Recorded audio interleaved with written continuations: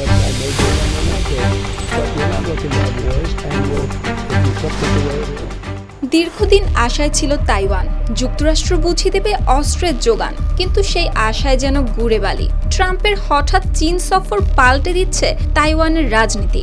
Ukraine রাশিয়ার যুদ্ধের মতোই যুক্তরাষ্ট্র এবার চীন তাইওয়ানের দ্বন্দ্বেও চীনকেই পাশে রাখলো। ছোট্ট একটি দ্বীপ তাইওয়ান, অথচ এই দ্বীপকে ঘিরে এতদিন মুখোমুখি অবস্থানে ছিল বিশ্বের দুই পরাশক্তি চীন ও যুক্তরাষ্ট্র। কারণ আধুনিক প্রযুক্তি, বৈশ্বিক অর্থনীতি ও সামরিক শক্তিরও কেন্দ্রবিন্দু তাইওয়ান।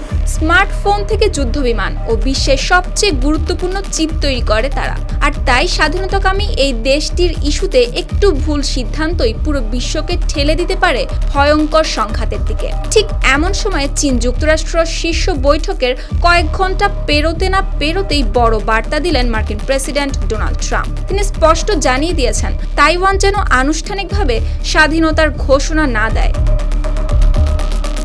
গেল শুক্রবার ফক্স নিউজকে দেওয়া এক সাক্ষাৎকারে ট্রাম্প জানান এই তথ্য।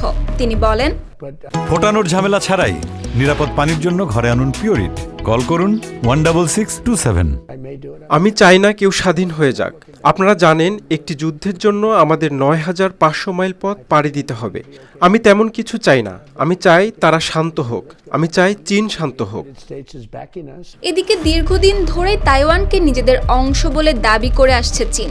অন্যদিকে যুক্তরাষ্ট্র সরাসরি তাইওয়ানের স্বাধীনতাকে সমর্থন না করলেও অস্ত্র দিয়ে সাহায্য করে আসছিল। এই কারণে তাইওয়ান ইস্যুতে যুক্তরাষ্ট্রকে সবসময় জটিল ভারসাম্য রক্ষা করতে হচ্ছিল। আর ট্রাম্পের সাম্প্রতিক বক্তব্যেও সেই অবস্থানেরই প্রতিফলন দেখা গেল। তাইওয়ানের জন্য তিনি সরাসরি সংঘাতে যেতে চান না চীনের সঙ্গে। এমনকি ওয়াশিংটনে ফেরার পথে সাংবাদিকদের ট্রাম্প জানান শি জিনপিং এর সঙ্গে তাইওয়ান ইস্যুতে তার প্রচুর আলোচনা হয়েছে।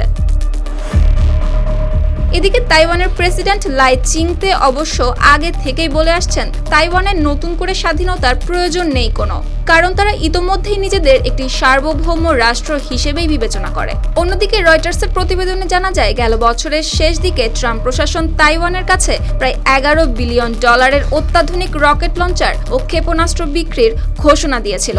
সেই সিদ্ধান্তে তীব্র প্রতিক্রিয়া জানিয়েছিল চীন। আর এখন চীন সফর শেষে ট্রাম্প জানিয়েছেন সেই চুক্তি কার্যকর হবে কিনা তা নিয়ে তিনি শিগগিরই সিদ্ধান্ত নেবেন। সুপ্তি রায়, RTV।